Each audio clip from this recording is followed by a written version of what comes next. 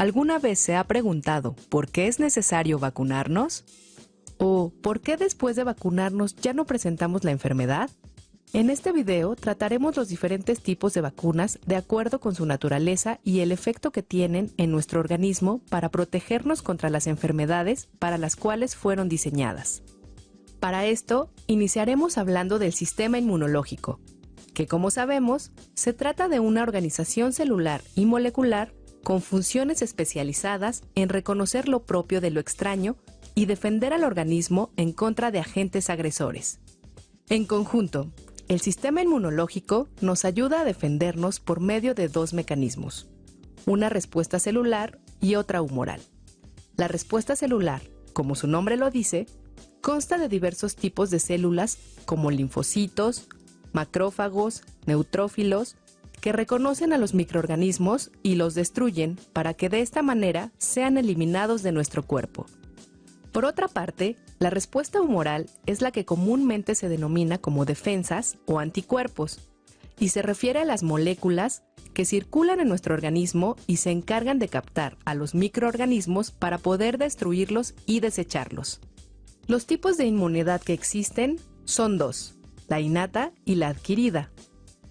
La respuesta innata suele desencadenarse cuando los microbios son identificados o cuando las células dañadas o lesionadas envían señales de alarma que activan nuestros mecanismos de defensa.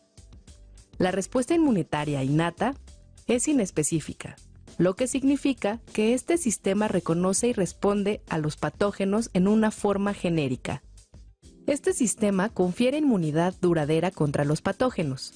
Es el sistema dominante de protección en la gran mayoría de los organismos. La inmunidad adquirida se subdivide en dos de acuerdo con el estímulo que la desencadena. Puede ser natural o artificial y a su vez, cada una puede dividirse en pasiva o activa. La inmunidad pasiva es la transferencia de protección en forma de anticuerpos de un individuo a otro. Puede ocurrir de manera natural, como cuando los anticuerpos maternos son transferidos al feto a través de la placenta, o como cuando se transfiere inmunoglobulina A de la leche materna al aparato digestivo de un bebé. Por otra parte, también puede ser provocada artificialmente, mediante la transferencia de anticuerpos específicos de humano o incluso de algún animal, de un individuo a otro. La inmunidad pasiva proporciona protección inmediata, pero el organismo no desarrolla memoria. Es decir, la persona tiene el riesgo de ser infectado por el mismo patógeno posteriormente. La inmunidad activa adquirida de manera natural ocurre cuando una persona está expuesta a patógenos vivos, tales como hongos, virus, bacterias o parásitos, y desarrolla sus propios anticuerpos de manera natural. La inmunidad activa adquirida artificialmente se induce a través de la exposición de un individuo a sustancias llamadas antígenos, las cuales son capaces de estimular una respuesta protectora específica. Esto se logra a través de la administración de vacunas. Una vacuna estimula una respuesta primaria contra el antígeno sin causar los síntomas de la enfermedad contra la que se desea proteger. Vacunas. Ahora que tenemos un mejor entendimiento del funcionamiento de nuestro sistema inmune, será más sencillo comprender los mecanismos mediante los cuales las vacunas nos protegen de las distintas enfermedades. Las vacunas son sustancias que previenen, controlan o eliminan enfermedades al inducir respuestas inmunológicas. Es decir, son microorganismos vivos atenuados o inactivados o fracciones de los mismos que al ser administrados generan una respuesta inmune protectora sin desencadenar la enfermedad. Existen vacunas preventivas que se aplican antes de que ocurra la enfermedad para evitarla y que son de las que hablaremos a continuación. Sin embargo, también existen vacunas terapéuticas que son las que se aplican ya instalada la enfermedad para su control o eliminación. El objetivo de la vacunación es inducir inmunidad protectora de larga duración, tratando de semejar una infección natural sin el riesgo de esta. Tras la administración del antígeno, se induce la formación de anticuerpos que desencadenarán una respuesta celular protectora. Por ello, es importante definir ¿Cómo sería una vacuna ideal? ¿Y cuáles son las características que una vacuna debe tener para poder administrarse? De manera general, una vacuna debe ser eficaz y segura. Hablando de eficacia, se deben considerar 4 aspectos importantes.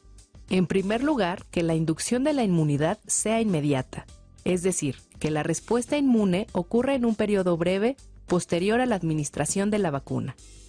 En segundo lugar, que genere memoria duradera. El tercer punto es que posterior a la administración se genere un nivel adecuado de anticuerpos contra los antígenos del microorganismo para el cual se está vacunando. Y por último, que se agreguen adyuvantes adecuados, ya que en muchas ocasiones estos son los responsables de que la respuesta inmunológica se genere de forma adecuada.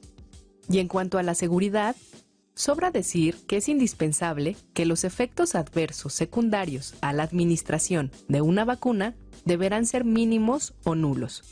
Actualmente, esto implica un gran reto para la producción de nuevas vacunas, ya que todavía no se han logrado eliminar por completo los efectos adversos, especialmente cuando se utilizan vacunas con microorganismos vivos atenuados. De acuerdo con su naturaleza, existen diferentes tipos de vacunas, entre los cuales tenemos toxoides, subunidades de microorganismos, antígenos recombinantes, microorganismos muertos, microorganismos vivos atenuados. Comencemos por definir cada una. Los toxoides son toxinas bacterianas que han sido modificadas por procesos físico-químicos para que pierdan su toxicidad sin que su antigenicidad sea modificada. Es decir, son incapaces de producir la enfermedad, lo cual es clave para que puedan funcionar como vacuna. Ejemplos de este tipo son el toxoide diftérico y el toxoide tetánico.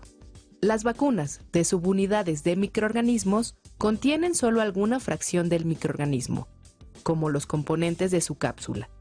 Estos requieren unirse con antígenos proteicos para poder generar una respuesta adecuada, principalmente en niños menores en quienes el sistema inmunológico aún no está totalmente desarrollado. Como ejemplos, tenemos a las vacunas contra Haemophilus influenza tipo B y neumococo. Los antígenos recombinantes son antígenos obtenidos por biología molecular, que semejan la estructura del microorganismo original, sin embargo, no producen la enfermedad, pero desencadenan una respuesta inmune. Los ejemplos son las vacunas contra la hepatitis B y contra el vibrio cólera.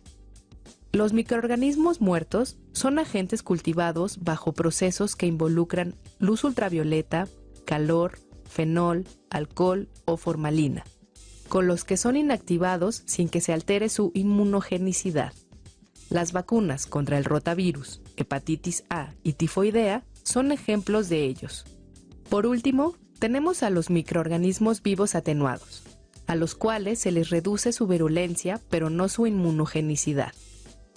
Después de su aplicación, los microorganismos se replican, con lo que se desencadena una respuesta inmune similar a la provocada por la infección natural. Los principales ejemplos son las vacunas contra varicela y poliomielitis. En esta cápsula hemos descrito las generalidades del sistema inmunológico y los diferentes tipos de inmunidad, así como la función de las vacunas, los tipos de estas y su mecanismo de acción. A lo largo de los siguientes módulos, iremos describiendo con más detalle cada una de las vacunas.